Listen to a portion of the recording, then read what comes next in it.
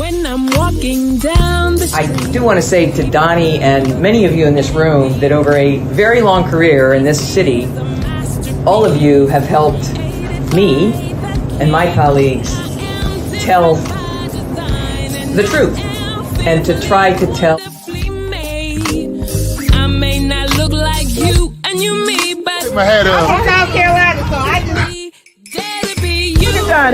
What does this event mean to you, Miss Peggy Morris? Oh, my heart, Happy 20th anniversary. my heart is about loving up on my sisters. Do you know what it feels like to have your sisters in the room? Don. And dare to be different and unique. I'm gonna be the best me I can be by letting His glory shine through. I am beautiful, I am blessed, but not just what you see in the flesh. I'm free from people, free from myself. There's a The doctor lived next door to the janitor to the reverend and the lawyer. We were together. Now we get so high and mighty that you create stress for your society because you don't like poor black folks either. That's a health problem. Get yourself together so I can stop being taking care of geriatric people and get back to pediatrics. I thank you, Doni, for all you've done. Let's keep doing it for all the more. letting His glory shine through. Dare to be you, dare to be me, dare to be different and unique. I'm gonna be the best me I can be by letting His glory shine through. And I dare you, I dare you, I dare you to be you. First name's Doni, last name's Glover. In it to win it for the long haul, baby. It's a beautiful day in the neighborhood. Not too cold. It is wintertime. We don't want it too warm. Got those holy rollers thinking it's the end of the world. These the last days and times. It's 60 degrees and it's winter. Nonetheless, we're here today to talk with a longtime friend, Mr. Carl Brown. He's held executive and leadership positions in a variety of industries. He's even been called a transformational leader by the one and only Earl Graves, Black Enterprise. In his resume, it says that he is fair, he's honest, and a policy guru. Now, I have a question for Mr. Carl Brown Jr. And by the way, he's working at the Small Business Development Center over at Howard University in Washington, D.C. But I have a poignant question for him. Let's welcome him to the show. Good morning, Mr. Carl Brown. I got my Morgan colors on, by the way. I love it. I love it. I got my Howard sweater on, brother. But hey, Doni, it's good to see you, my friend. Hey, man, it is no better way to start off Black History Month than to be spending some time with you. So I appreciate you bringing me on. I thank you so much for this opportunity. So, you know, be more news before the news, man. And you've been doing this for a long time. And I can tell you, we all respect what you bring to the table. You know, thank you. Bless your heart. So I'm not a has-been. Oh, not at all, man. Who said that? One of your haters? You know, Cat Williams said if you got 10 haters, you better see how to get 15 by the summer. That's right. That's right. If you ain't got a truckload or a bus load, you ain't doing something right. They don't care about you. That's when you know you a has-been. I got two books, man. I got one, Unapologetically Black, and I got the other, I Am Black Wall Street. Both available on Amazon and Barnes and Noble. And I've been watching y'all gurus, so I got to tell them what y'all say. Please hit the subscribe button. Please make sure you come back and check out our broadcast Monday through Friday, 9 a.m. Facebook, LinkedIn, Twitter, and YouTube. And of course, we're on WEAA tonight at midnight with Hip Hop Chronicles and the one and only Mike Nice. But Carl, I got a question for you. Why do I gotta prove I'm black? Why can't I just get a damn contract? Why I gotta prove I'm a minority? When I get in a vehicle and go down the street and the police pull me over and they say you're driving while black, they know I'm black. Everybody know I'm black. Why do I gotta prove that I'm black? I'm black. Look at me. Isn't that the craziest thing, man? And if I That don't is the prove I'm black, craziest thing. then I can't get no contract. You can't get a contract. You can't get a contract if you're black. You can't get a contract if you ain't black. I mean, it's unbelievable. We are under attack, Donnie. I mean, plain and simple. I mean, the silliness is you got to prove you're black and that you were harmed by, racial discrimination. And the example you just gave of driving down the street, it could be while you in the library. It could be while you walking from home. You fit the description. What is the description? Number one male. The police use this terminology, number one male. If you're white, it's a number two male. Yeah, okay. So I didn't even know that, but I know to fit the description garbage. And, and as you pointed out, with Mr. Graves, remember what happened to Butch. He was told to get on the platform at Penn Station in his nice suit. Where he just got off the train because the police were looking for a 5'8", stocky build guy, black guy with a white t-shirt and jeans. Butch gets off the train with a suit and two briefcases, and they say, well, he fit the description. What was the description? If you said 5'8", Butch is 6'5", slim, not stocky, he's wearing the suit, the guy you looking for is wearing a white t-shirt, how did he fit the description? So, but hey, we're under attack, man. I mean, the Fairless Fund and other funds like that are under attack and in litigation. For what? Because you want to provide grant money to black women, which is the number one demographic of new small business self-starters. Okay, let's put that on the table. The majority of my clients are black women, and when they walk in my door, Donnie, they come in here with a clean pad and a pen, and they're taking notes.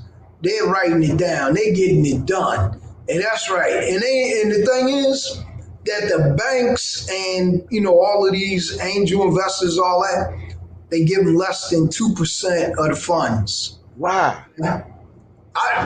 Why? Because to me, they're the most trustworthy of our community, aren't they? Most trustworthy, hardworking, and educated. Don't leave that out. Okay. Hardworking, trustworthy, educated. Why are they giving black women so much crap? But yet, black women are overcoming these hurdles at record numbers and spanking that ass. Well, that's why. That is why the problem exists. Okay. Because they're doing well. Because they're doing well. Exactly. It's so asinine. It is. But it's antithetical to business. I saw in the news yesterday where PayPal is laying off staff. Now something funky is about to go down. PayPal. Remember not too long ago they killed the dude from Cash Apps. Well, look. Remember not too long ago, UPS negotiated this contract, right? What did they announce? 12,000 are getting laid off. Wasn't too long ago that during the summer, they did that big contract for their drivers. Now, they fast forward 6 months, we're laying off 12,000 employees. That sounds like automation. Save $1 billion. That sounds like automation. Yeah, well, automation, and what they're going to do is hire new people that are not in that original contract. So they wind up paying less. It's the old trick. It's the old trick, man. Hey, here's the shiny object. We looking over there, and they sleight of hand. So But at the end of the day, this is what we got to focus on, Donnie. We got to focus on building our businesses. We got to focus on Black excellence, all right? And that's what my office is focused on. We are here to help. You know, Carl, when we talk about the Black Wall Streets that happen around the country, including there in Washington, D.C. Now you gotta correct me. Was it 4th Street? Well, LaDroit Park was You had Black hotels. All that. Still the houses are still here for by and large. LaDroit Park over here. I used to live down there in Slow Hall, which is named after Lucy Diggs Slow, which founded the AKAs, and is a cousin of Elder Watson Diggs, who founded Kappa Alpha Psi. So there's a little bit of history right there.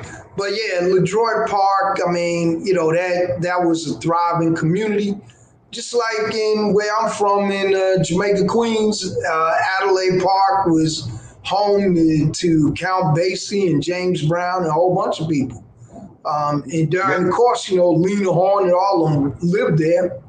Now, Jamaica, Queens, or Queens in general, was an upwardly mobile Black community initially? Absolutely. Absolutely. In fact, let me tell you, where I grew up in Rochdale Village, it was one of these experiments. It was a co-op, not a project. And so when you paid, you had to buy shares into your apartment, okay? What we had was it was like a square. On either side was a elementary school, junior high school in the middle, library, shopping mall. On the other side, shopping mall with a movie theater. We were self-contained. Numerous parks in the development, 20 buildings, 3 sections, 7 apartments on every floor. Now, initially, we moved in 1964. It was like 10% Black, 90% white. Okay, you had on either side, you had a bus route, and on the side where I lived, you had the Long Island Railroad, which take you right into Manhattan or Brooklyn. So I mean, it was very convenient. So a lot of us moved out there. Now, over the years, you had white flight, and it became all Black, and I call it Wakanda, because we were living there thriving. A lot of my friends are doctors, lawyers, business owners. I mean, they are doing extremely well that have moved out of there, and they're all over the planet. And so, we can have strong communities, but it's gotta be, everybody going in. And what happens a lot of times is we jump out. As soon as we make a couple dollars, we gone. But guess what? That's what the white folks did too. When that white flight came, they moved in the 60s, moved out in the 70s. Well, guess what? Why? They started making more money. Because I'm still in contact with a lot of people that were friends of mine back then, and their parents was starting to make money. With most of the wives were housewives, but the fathers were working, and this was their starter home. So they jetted out, moved out to Long Island or wherever they went to. But we can build strong communities with strong businesses, and that's what we're trying to do here. We're trying to teach that here every day. Well, Nate, you're gonna have to school me. Should we be moving once we get a few dollars? Should we be moving to the next level? Because let me give you Baltimore, for instance. As we make more money in Baltimore City and we move to Baltimore County, white people are moving to our old neighborhoods in Baltimore City. Yep. So I'm there trying to was, understand yeah, the musical chairs that's going on, because it's like we going in a big damn circle. Why don't you just stay put? yeah, well, you know, that's the thing. I don't know why we move out to Baltimore County, but That's I fine. will tell you this. That's fine. Move out there. Less crime. But I'm telling you, Theoretically, less crime. but the white people moving here Right. to the belly of the beast. And guess what? Because And then, now but they bring bike lanes. Oh yeah, all that, you know. Because look here, Donnie. We don't like bike double lanes. income, no kids. They don't need your social services. They don't need your school system. We don't need their bike lanes.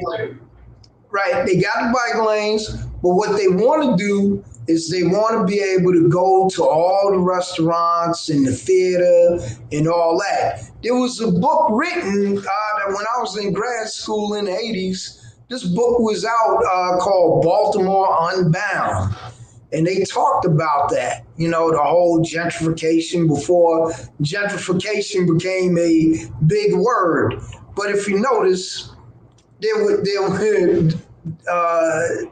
the pandemic, gentrification was one of the words that we heard all day, every day on the news, everywhere else. Everybody was talking about it, right? Pandemic hit, guess what? I haven't heard that word since. So look, I found your book, Baltimore Unbound, A Strategy for Regional Renewal by David Rusk. Yes. And this book came out in '95. In his highly acclaimed book, Cities Without Suburbs, former Albuquerque Mayor David Rusk explained why regions with wealthy suburbs surrounding a poor central city face continuing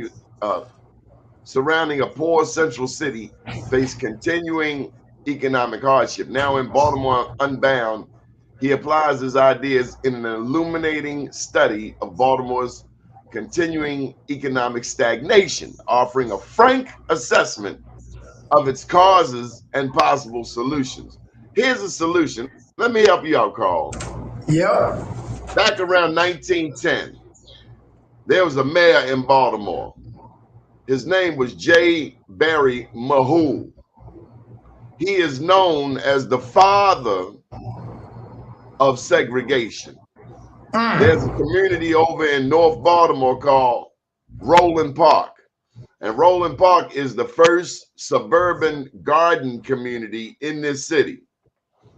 Now, this city, going back to the Civil War, had the largest population of freed blacks prior to the Civil War.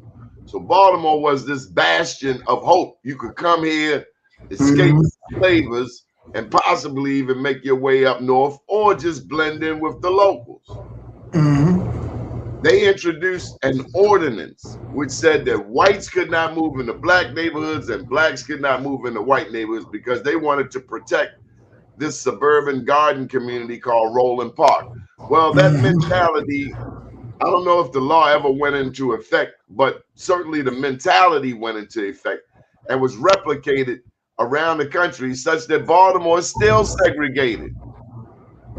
Oh, yeah. But the real segregation is between the haves and the have-nots. But it's so vicious, they got poor whites telling upwardly mobile blacks that you are a nigger. Yeah. But you in trash cans. I mean, it's the most how about that? The most insidious thing I've ever seen in my life. You're digging in a trash can, but I'm a nigger. Yeah. Okay. Yeah, but you know, we can't focus on that. I mean, that should not be our focus. Our focus should be self-reliance. Well, that's what I want to get to. That's what I want to get to. Building our community. We built our communities, and the sons of guns come and burn it down. Oh, yeah, absolutely. Well, look at Marion Barry. Marion Barry was the greatest political leader, and big ups to Wayne Curry. I got to give him honorable mention. But Marion Barry, you could see all of the attacks by the white media by white power brokers and even some dumb black people. But the people of Washington, D.C. love that man unconditionally. Yeah, because why? Because he gave them hope. He gave them jobs. He gave them contracts. He leveled the playing field. He built Prince George's County because all the people that worked in the district, they didn't have, well, you got to live here. They didn't have home rule back then. So they commuted out to Prince George's County. That's why you have Prince George's County, all because of Marion Barry, and he never got credit. And like you said, he was under attack. No different than the Fairless Fund and others right now, and Harvard discrimination suit and all that. It's all to get at us. I said that's all it is. We had the Freedmen's Bank over there in Washington, D.C. also. The Freedmen's Bank. Right after slavery, they created this bank, supposed to give black people some funds to get on their feet. The white people messed it up. Then they bring in Frederick Douglass, just like they brought in Barack Obama after George Bush to clean up the mess. And it was already bankrupt. Yep. Well, that's what happened with Barack. If you remember, they had the TARP funding and all that, $1 trillion, and it was written on 3 sheets of paper. $1 trillion. We're gonna give you $1 trillion, and where's the policy? What can they do with it? What can't they do with it? We don't care about that. Here it is $1 trillion. It was just a transfer of wealth. That's all it was. And we, again, were not at the table and didn't benefit from none of that. And as taxpayers, we paid that bill again, and got no benefit. So one of the things that I'm talking about, Donnie, is why don't we give out grants to people who want to start small businesses? Why don't we, for the first 3 to 5 years, not charge them any taxes while they build the business? That same makes way sense. You gave the homesteaders a break out there in the Midwest. You let them get homes. You gave them money. Yeah, you gave them land. Gave them land. You gave them land, and then and then funding to build a home, and then we're stuck over here, and we charge usury rates for everything. So when we go to buy a house, I was reading a story about a young lady has inherited a $2 million house, but she can't get a bank loan because they want her to move. You shouldn't be living in this neighborhood. It's crazy. It's crazy. Wow. And when we go to court, we can't get no relief. And we go to our politicians and we can't get any help. So, we're stuck between a rock and a hard place. And that's why we got to focus on our own growth and development. So let me get a shot of hope. I need a success story, Carl. I want you to share with us a success story. Somebody that went from here to there, and now they soaring. Give me a success story. I can give you one. Some ladies came in here, and we helped them, and they opened up their business called Peel House, and they do they're estheticians. They work on your skin, and they do Botox and all that stuff. And let me tell you, they are thriving. All of them worked other places, and they came together and put their own business together. And they're thriving in D.C. That's just one. There's numerous folks that we have helped to break the chains and start, generating that generational wealth, and the thing is that you don't waste your time spending your money on stuff that depreciates. Spend your money on expanding your business, bringing in new services, bringing in new products, building a second one, as opposed to, I need to go to Bali for a week or a month or whatever. I need to get some red bottom shoes and all that. You can do all that later, but once you build those businesses, just look at Jeff Bezos. These other people, they built out their companies Now they bought their yachts and they hired people to run their businesses. They're no longer doing the day-to-day. You can reach me by phone.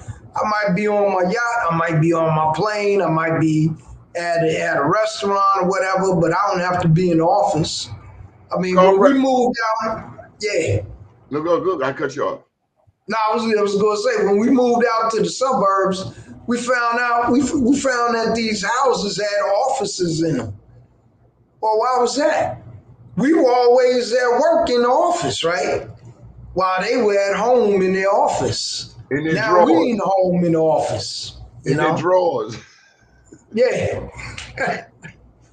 So, I mean, at the end of the day, man, we got to stay focused on building our communities, making them better. You know, and we yell and scream, well, some of us yell and scream about how the school system ain't working. But if you're not teaching your kids at home, the school system ain't going to work for you. Because if you depend on that, God help you.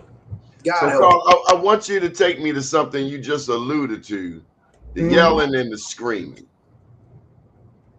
The yelling and the screaming. It doesn't get you anywhere. We just come through, and we're winding down in another 13 days. Seasonal depression. Yeah. From Thanksgiving to Valentine's Day, this can be a very stressful time in a person's life, especially if they've lost loved ones or they've been isolated or ostracized, and you add in COVID. Yep. This new normal can be very isolating. Talk to me. Now, I'm almost going to bet you no one's asked you this question. You're the small business development man. You're the policy guru. But every day people come in your office, including these ladies from Peel House. I know you've had to deal with mental health issues. Oh, absolutely, Donnie. Absolutely. And let me tell you how I dealt with it. Okay. I brought in psychologists to help us. You see? So well, damn, I want to sign up for that class. Sign me up. So, and we've had mental health advocates do webinars for us. So, yeah, you see, my approach may be a little different. I look at the person holistically, so I bring in dietitians, bodybuilders, psychologists. The people talk, you can't buy them red bottoms, you can't buy them Cadillacs, and you can't buy steaks every damn day either. Yeah, that's right. And smoke them cigars either. So, I mean, every now and then, everything, you got to do everything in moderation. I mean, we all, fall victim to that, Sometimes we overindulge, But you have to do everything in moderation. Discipline. Yeah, You talking about that discipline? You got to be, as an entrepreneur, you must be disciplined because there's so many things that are coming at you with the speed of light. And if you're not focused, you're going to miss things. And when you miss things like the law, because you are ignorant of it, doesn't mean you are, you are accepted. It is accepted. Absolved. You're not absolved. You absolved. You still going to get in trouble. If you don't realize that you got to pay your, keep your business in compliance with the state, you got to pay your annual dues. And 2-3 years go by, or you ain't paid your federal taxes, and 2-3 years go by. They come and knocking. Yeah, they come and knocking, and it might not work out for you. And they bring you a bill. Here's your bill. With interest. And we go, oh, wow, I don't, nah, it don't work that way. It doesn't work that way. And so, and that's why it's important to have organizations like this available to you to help you stay focused on the things that you're busy trying to keep your household running, trying to get your business running, You know, your kids might be going to school, might be getting bullied or whatever, or, you know, you don't have enough money and they need to eat at school and, you know, hot school lunch or whatever, and all these are things that are real. And Carl, so I want you to take me back to the houses in suburbia having an office. have an office. So that means that the home is a business. Oh yeah, you can use part of your, you know, use write off part of that office. But suppose you don't live in suburbia and you got a home office. Suppose you live in the hood, in the projects, and you using your closet as your office. I saw a person on Facebook had an office in a closet. Well, you know, hey, come on now. You can do a podcast. You can do a podcast in the closet. Damn right. You know what I'm saying? I mean, but you know, you just gotta figure out how to do it properly. You know, and that's when you would contact somebody like Beverly Winstead, you know, top tax attorney, and talk to her about, you know, what is acceptable, what's not acceptable. You know, and then you just go ahead and do it that way. You know, there's always a lane, believe me, there's always a lane, but you just need to know the rules and regulations. That's all, to keep you in that lane, you know. So And look at, you're no stranger to the airwaves. I'm going to come off camera because I feel like I'm cutting you off and I don't want to cut your legs off. Tell them about your podcast. Tell them about your show. Okay, well, look, we celebrating 8 years on the air on Sirius XM Channel 141, the Small Business Report. We talk about all things small business. This week, we're talking about cybersecurity. And this is an issue that a lot of small businesses say, well, it doesn't affect me. It only affects large banks and corporations, all that. No, believe me, you are the low-hanging fruit, because these large corporations have departments where they have like 10, 15, 20 people in it that they're paying six figures and better to protect them. Who's protecting your company? All right? Who's protecting you?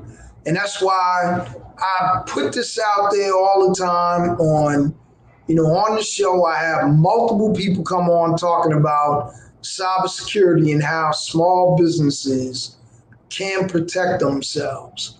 Another thing that we talk about is intellectual property.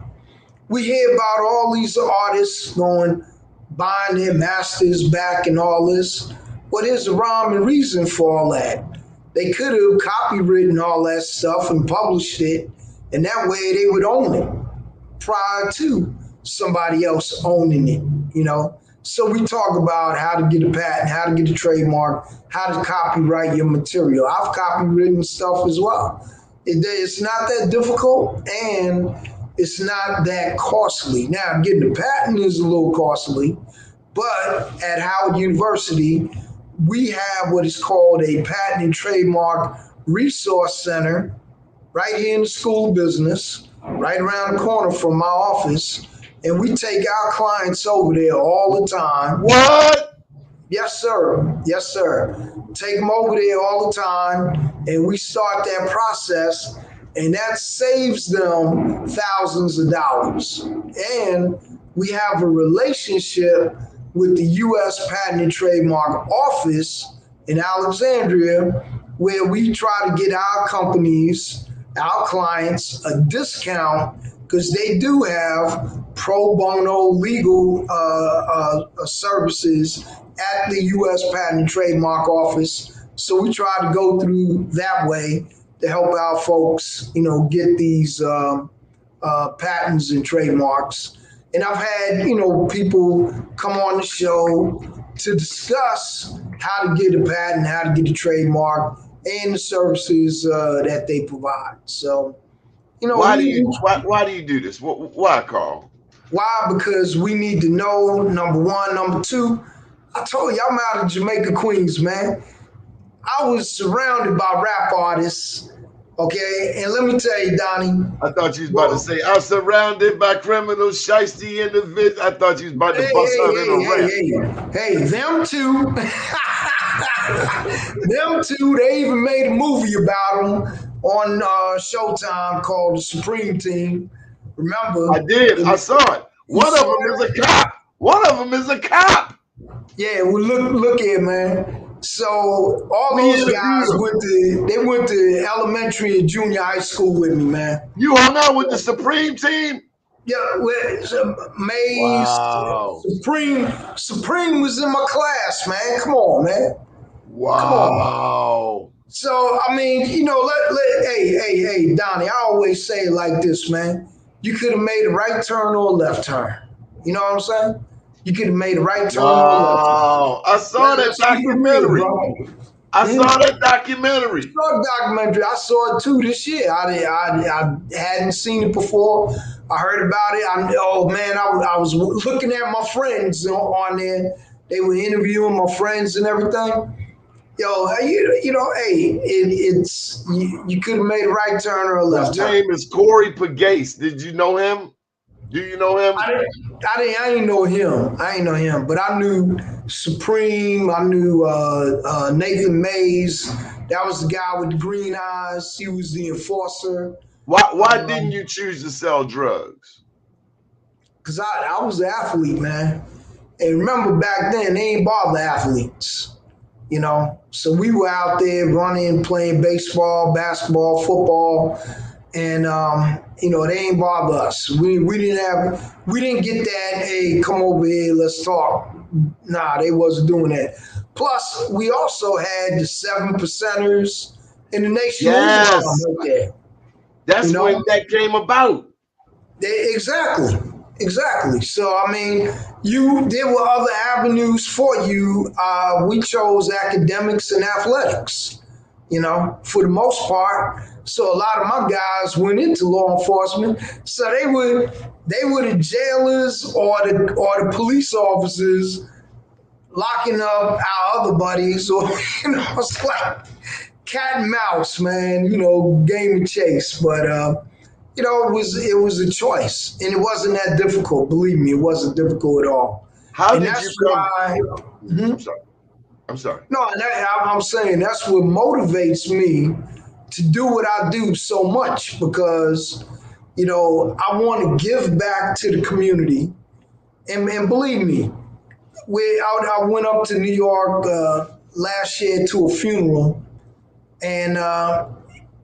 I mean, folks were like, the words that they were using to tell their families, their kids, to describe me and some of the other guys that came from out of town was like legends. I mean, you know, they were talking that. I was like, man, it give you goosebumps how people feel about you, man, because they see you thriving in the community, growing and giving back. Even though I'm not in Jamaica, Queens, I give back to Jamaica, Queens. I give back to Baltimore. I give back to DC, Southeast DC.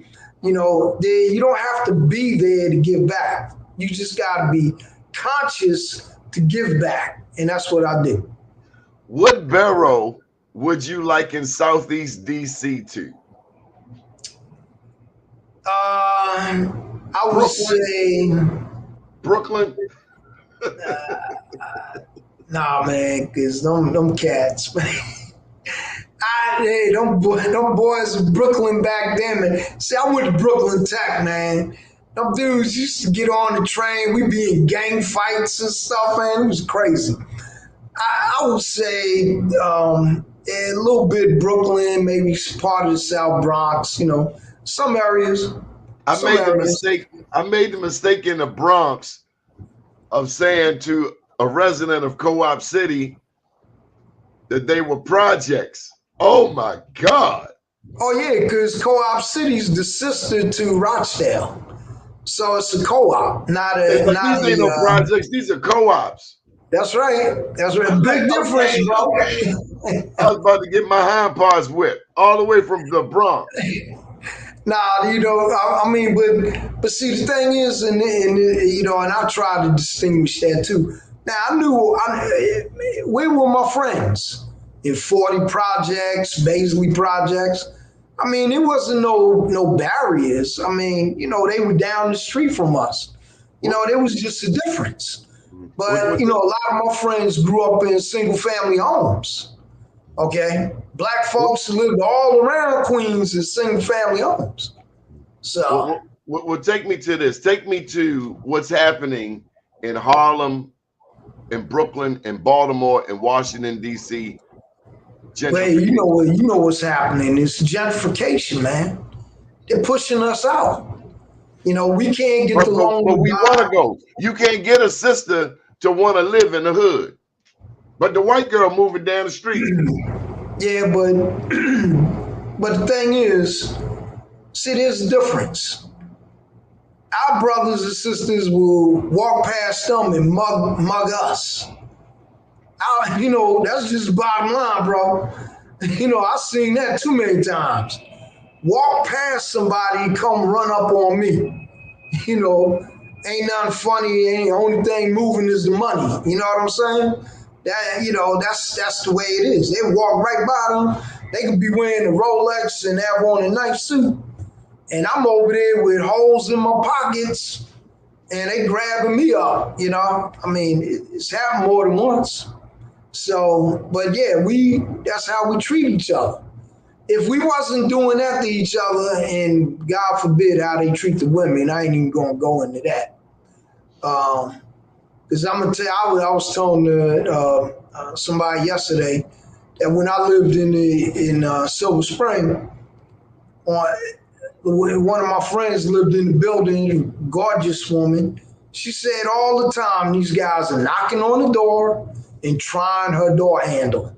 Okay, so she had to be real vigilant about getting in that apartment. And we talking Silver Spring, man. We ain't talking South Bronx. We ain't talking Southeast. So I couldn't even imagine how they get treated in those areas. You know what I'm saying? When they going in their apartments, So if we treated each other better with respect, I guess we'll move back.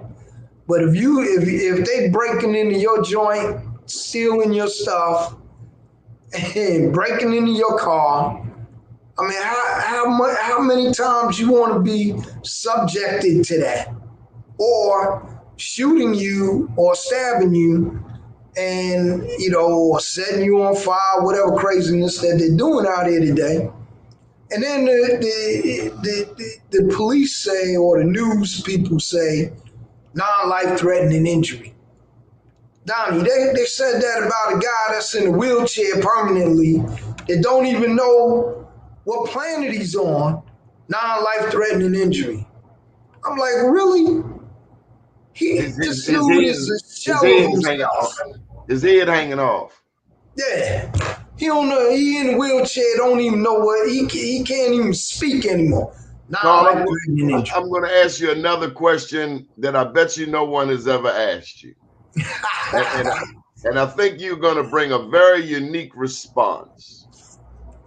Now, you from Jamaica, Queens. Your roots, New York City. Mm-hmm. How do we bring Baltimore and D.C. closer together? Well, I look at Howard University, yeah. WHUR. I think the world of HUR. I mean, nowhere is perfect, but I just love the Cosmopolitan. Is the most political city. Then I look at Baltimore, just 45 minutes up the road. We got WEAA. Yes, we've got a lot of history. We've got a lot of greatness, but there's a difference, and it's more than just 45 minutes. It's more than just a couple of degrees on a longitude and latitude. There's a certain mentality. I mean, I look at the state of Maryland, Carl. I'm about to cut deep, so put on your apron. We got a black governor. We got a black treasurer. We got a black attorney general. We got a black mayor, a black city comptroller, a black city council president, a black speaker of the house. We got blacks in the majority of the predominant positions, but we're suffering. We're struggling. Right. They're just down the road, 45 minutes. Washington, D.C. And I'm not at all painting D.C. as a panacea, as a perfect place, as a utopia. But there's something about that mentality in D.C. that when you go into a business, you expect to see a black in charge. Well, and that's a good thing. But I can tell you, Donnie, how I know it's not always like that, but how do we lift our trajectory? Well, one of the things is that you got the CIAA tournament there. Yeah, we do. That's helpful. Yeah, that's helpful. Let me put the plug up for that right now. And showcasing all of your venues and all of your restaurants and your jazz clubs and all that, and all of your tourist destinations. And then, come on, man, let's think about this. Your tourist destinations don't always have to be downtown. They could be in Sandtown. They can be other places. If the city and the powers that be invested in Sandtown, in East Baltimore and West Baltimore, we invest in a harbor place. Now we got a new black developer. Imagine that. Yeah. But the harbor's dead. They put all of this money in the harbor and they put no money uptown. I come to DC, even in Southeast, Benning Park. They got a football field, a recreation center with a football field with lights. Yeah, and see that's the thing. But it has to be, and going back to Jamaica, Queens, when Rochdale was first built, they didn't build that library that we have now. And you know what it took? It took our parents standing in the middle of the street, stopping the traffic to get them to come build that library, and they did it. So that's what it takes. It takes what did it say?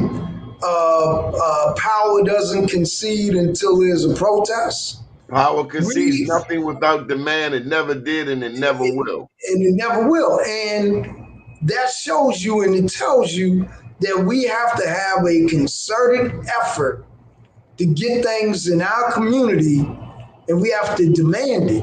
No, God, we too busy on TikTok and all that crap, and we ain't moving. We're not progressing. We too busy on TikTok. We on TikTok. Yeah. Don't you want to be on TikTok, Carl? To help with the protest, Carl. We want to be on TikTok. We want to be famous for no reason at all. But and we gotta. And the thing about it, Donnie, is that you go in and you have a discussion with your mayor and council, and you say, look, here's the things that we want in these areas. And we want our children to learn. Our children can't even write in cursive, brother. Yeah, I know. And Donnie, that's by design. Come on, man. Where they gonna work at? The kid got a tattoo. The kid got a tattoo right here. Yeah. Where is he gonna work, bro? Where is he gonna work? Exactly. I seen a young lady have one all on her face. Where's she gonna work at? Baby, you're beautiful without that. Who told you you need a tattoo all over your body? What man wants you? You got a tattoo right here. Well, damn. Yep. We doing some crazy things, man. We doing some crazy things. We leave nothing to the imagination. Nothing. But see, that's the thing, Donnie. We gotta be the adults in the room. We gotta be the adults in the room, man. You can't even trust the preachers, Carl Brown. You can't even trust the damn preacher. Preachers or the teachers. Preachers or the teachers. And then, come on, man, let's look at it. Let's examine the educational system, all right? So in Baltimore, you had a black superintendent. I think you might still have one right now, right? Yeah, we do. So why Sonia is it Santalisa. I was in a well, restaurant but yesterday and she was right there. I wanted to yeah. take some mashed potatoes and throw them at her. Why is it that our kids are not learning? It's because by design, Because man. there's no accountability. There's no accountability. Nobody's checking the checker. Right, but here's the other thing though.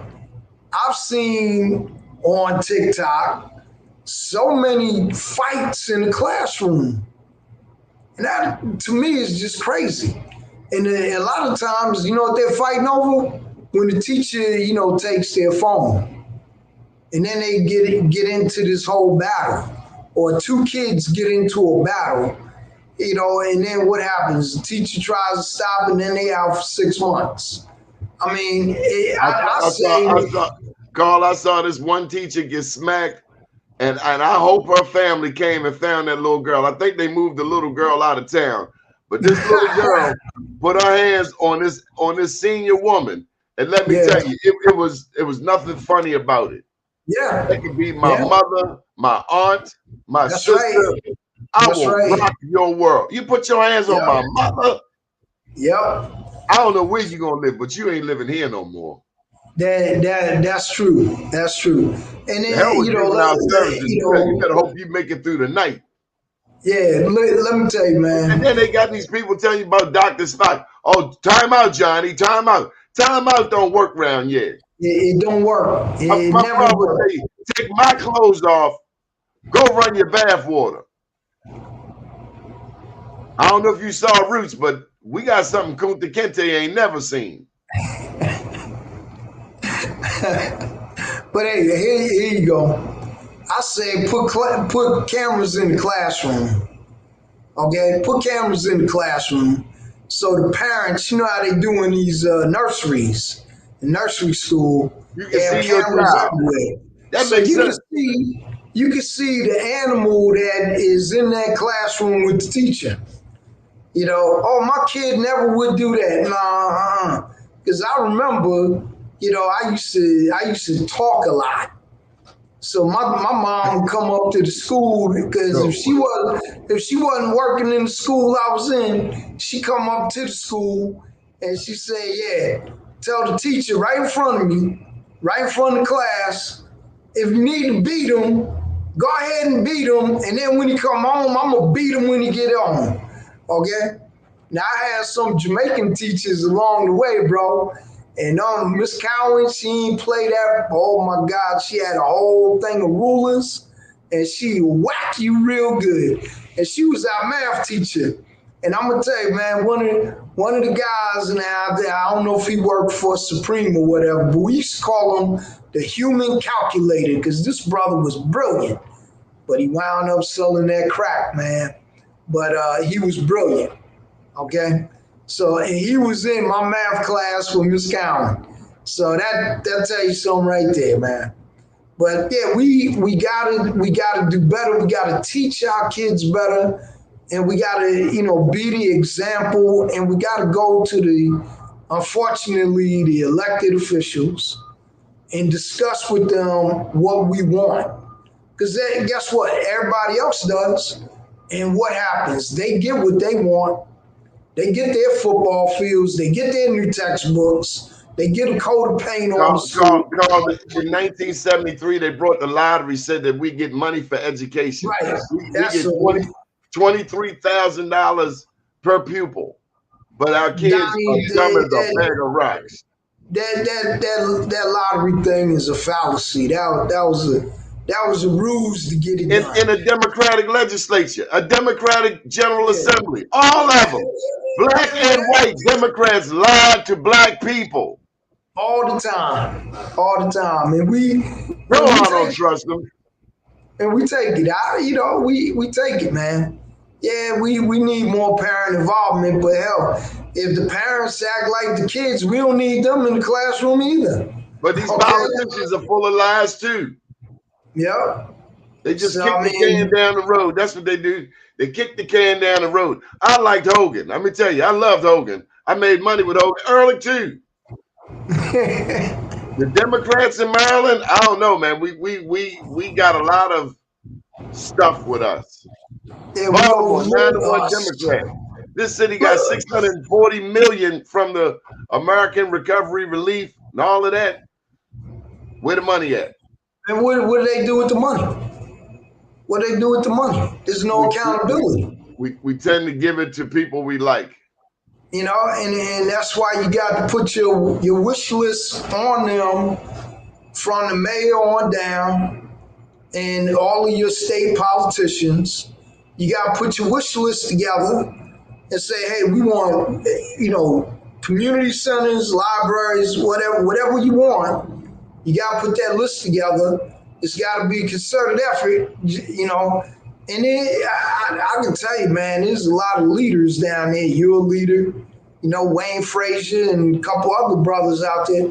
Y'all come together, put this list together and demand that you get these things. And demand a timetable, because guess what? Everything is written in the budget. All right? And you get your stuff in there as a line item in the budget, and you make sure that these guys fund it when the time comes, because everything's in the budget. So, Carl, let's give us a rundown. Thank you for joining us today. Was there anything you didn't talk about that you wanted to share? Yeah, I want to share this. We have at Howard University, under the DC SBDC, which is the District of Columbia Small Business Development Center, we have put together a marketplace. And it's like an Amazon or Etsy, but the only thing is we don't charge for the services. So if you sell products on there, you charge $10, you get the $10. It's your, however you collect your money, whether it's Zelle, Shopify, or Square or whatever, you collect your money. We don't collect any money.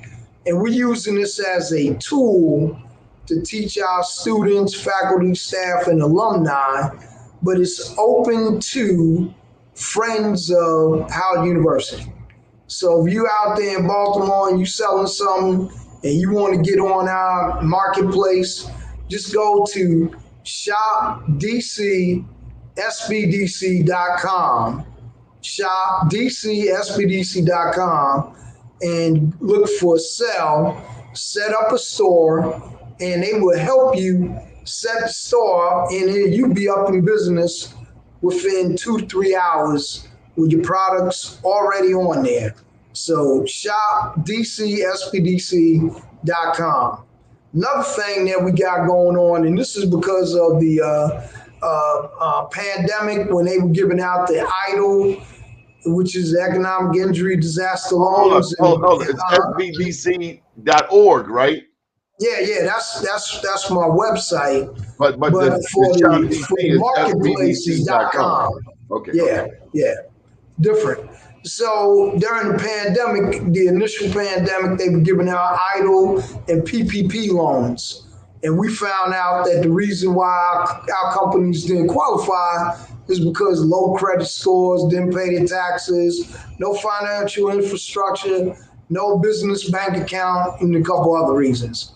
So we put together a financial literacy program to help us overcome those things and to be compliant with the Department of Licensing Consumer Protection on the state of Maryland, the state office where you get your business license at. And we also wrote a comic book, Sammy the Saver, for junior high and high school students. And this comic book talks about how to save money, how to invest money, how to spend money wisely. And it's been very well received. Number one. Number two, we got a cartoon coming out on that as well. So we have been very proactive in changing our community from youth all the way up to senior citizens. So, and then recently I was afforded the opportunity to give away over 100 computers here on the campus of Howard University. So, that was a feat in itself. And I didn't know that the the need was so great. But the organization is Human IT. So if you could reach out to them, they're located out in California.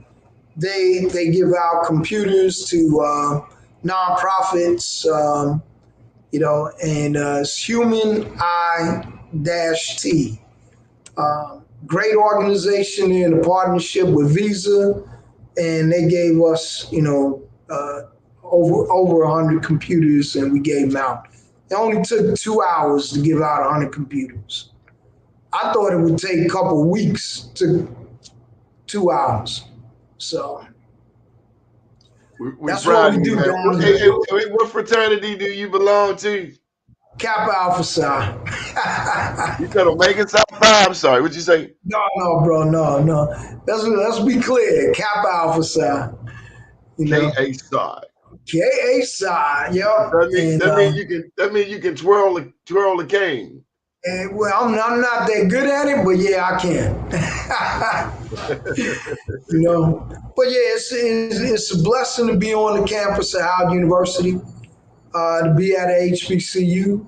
I celebrate all HBCUs.